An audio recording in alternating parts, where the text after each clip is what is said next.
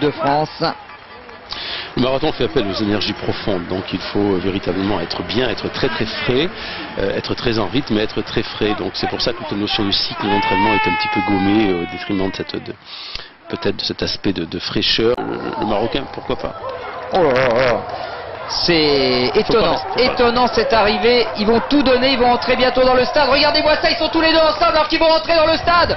C'est une arrivée superbe, le stade est déjà confortablement garni pour l'arrivée de ce marathon. Garib en vert pour le Maroc, Julio Rey pour l'Espagne. Il repasse devant, oh il lutte, hein. C'est terrible ça. Ça y est, Garib qui essaye encore de lancer le sprint. Julio Rey a l'air de coincer un tout petit peu. Oui, c'est sûr, c'est le Marocain.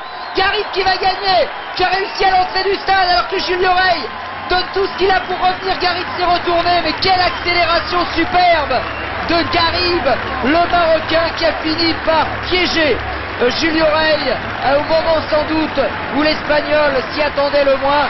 Il reste encore 400 mètres à parcourir, mais là Bernard, Garib ne sera pas rejoint, je ne le pense pas. Là c'est de la résistance pure, il faudrait qu'il s'écoule. Attention, il est parti de très très loin, il a fait une accélération violente, c'est ce qu'il fallait faire. L'Espagnol était passé à côté, a fait une petite erreur technique, n'a pas pu le lâcher. Je pense que cela a mis en confiance Garib qui maintient, qui accroît même maintenant légèrement son retard. Donc je pense que là ça va être bon. Garib qui avait commencé le marathon à Rotterdam, il avait pris la 6e place, eh bien va devenir champion du monde et apporter une 2e médaille d'or au Maroc après celle d'Hicham El Guerrouj.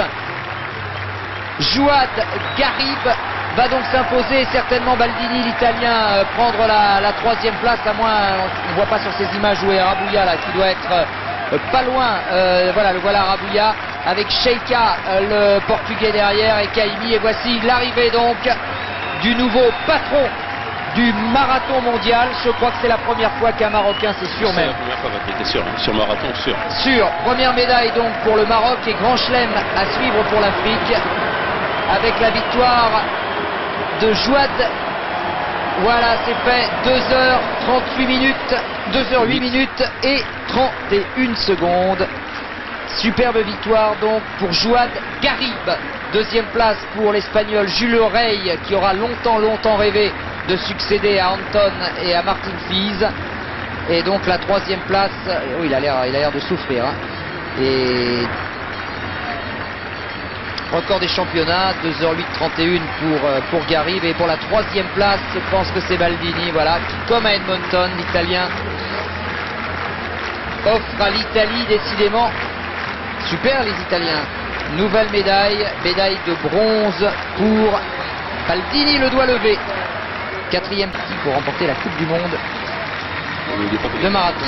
On additionne les temps, donc indépendamment des places, il suffit qu'un athlète soit très très loin et là ils ont déjà 2 chronos intéressants. Bien sûr. 2:08:31, il n'en revient pas.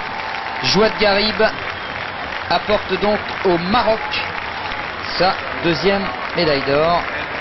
Et oui, qui n'est toujours pas de Français. Ça a été dur pour nos représentants. C'est vrai que Driss Elimer n'a pas tenu longtemps. On s'imaginait que Driss pouvait réaliser quelque chose de bon, mais là, ce n'était pas son jour aujourd'hui. Non, vous avez le marathon qui est une épreuve très très spéciale. Vous pouvez venir. L'état de forme parfois vous surprend. Vous essayez de planifier, mais c'est très très difficile malgré toutes ces tentatives d'arriver à réussir exactement à venir en forme le bon jour, à trouver la bonne période. Le Hicham du marathon. Je dois vous dire, Patrick, Jouad, il a voulu venir à la télévision française avant de faire son tour d'honneur. Donc ça, je crois qu'on peut vraiment le remercier. Jouad, 1000 fois bravo pour ce marathon dans Paris. Vous avez terminé dans un état de fraîcheur remarquable et en plaçant une accélération vraiment remarquable à l'entrée du stade. Un petit mot sur ce marathon et sur le parcours. Tout d'abord, je remercie le public français. C'est la 2e marathon pour moi. J'ai couru le marathon de Rotterdam. Le premier marathon, j'ai fait 2h09, 2h09-15. Je suis vice-champion du monde au semi-marathon. Je me prépare pour le championnat du monde avec mon entraîneur Moulay Ibrahim Boutaïb, le champion olympique. Et le parcours, il y a beaucoup d'athlètes qui ont de haut niveau. Vous allez pouvoir voir approchez-vous, votre dernier tour de pique. Oui. Il y en a des athlètes de haut niveau c'est le championnat du monde.